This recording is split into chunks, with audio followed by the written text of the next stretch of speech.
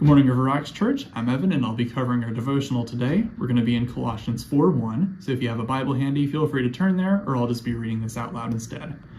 Masters, give your bondservants what is just and fair, knowing that you also have a master in heaven. And that's Colossians 4:1 in the New King James Version. So the first part of this verse that I'd like to cover are those who are being addressed, which are the masters. Keep in mind, this is written not too long after Jesus had his ministry, so in this time period it was still culturally, legally, and socially acceptable for people to have bondservants, or as other translations would mention, slaves. Masters had legal rights over their bondservants, and the bondservants worked underneath their masters, and the masters, because of this, had full control over their lives as well. So that would mean involving controlling their living situation, their everyday life, and what they worked as. Bondservants were legally owned by their master, they were obligated to work for that master, and did not have much autonomy as a person. Now in Rome, there were laws for bondservants to be able to earn or receive their freedom, but of course that didn't happen every day. And of course the bondservants still didn't have the same legal rights as free citizens either though. The important thing to focus on here is the authority dynamic, where there's the authority and those that are under that authority. Thankfully, slavery in the United States is no longer a thing, and it's fully against the law now. The Bible does not command Christians to have slaves either, but does have provisions for both masters and slaves like we see here. Now, even though there is no slavery today, I think there's still plenty of application that we can draw from this verse. There's still plenty of authority-based relationships in our lives today. Probably the number one thing that we can think of is the employee and boss dynamic, where you're in the workplace, the boss has authority over the employee. There's also teams like sports teams, volunteer groups, or even the family. I guarantee that most of you watching have a form of authority in your lives, or that's at work or at home, where you have authority over at least one person. One example that we have in our church at River Rocks is our discipleship program, where we have the discipler who leads the student through the week, or through the lesson, and the student through the week does the prep work in order to meet with their discipler every week. Now in the verse, going back to the verse, we have a clause that says just and fair.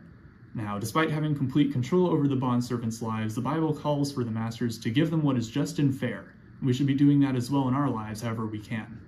Justice and fairness in this scenario means treating those under our authority with dignity and fairness, treating them with God's love too. Moreover, treating them with the fruits of the Spirit like love, joy, peace, patience, and kindness. In addition to that, we can also help those that are under our authority grow. Now, if someone under our authority makes a blunder, makes a mistake, or has some other accident, the goal should not be to punish them, but instead to help them grow as a person while showing them Christ-like love in the process. And the final part of the verse, and this is the important part, knowing that you also have a master in heaven. We have a similar dynamic described in this verse with God. He asks for us to obey him and to fulfill the Great Commission. For those of us who are in positions of authority, God has also appointed us to be there, and we should be treating those that we have authority over like equals, and showing the same kindness that he shows to us. Just like the spiritual leaders will be held accountable for who they teach, we will also have to answer for how we treat those who are under our authority. I also firmly believe that this verse, if applied, can be a great witnessing tool.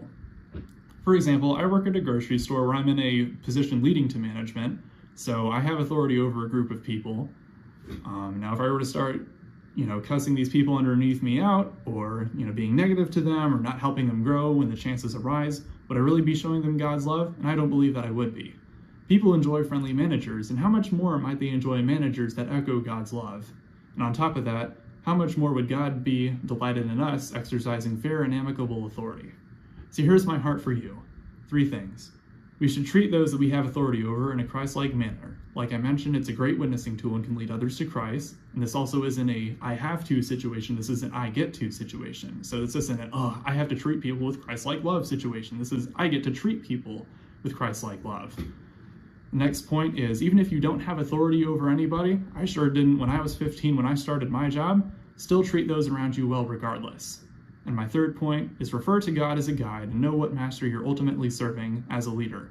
What master are you focused on? God exercises love and patience with us every day, and we should be doing the same to those we have authority over.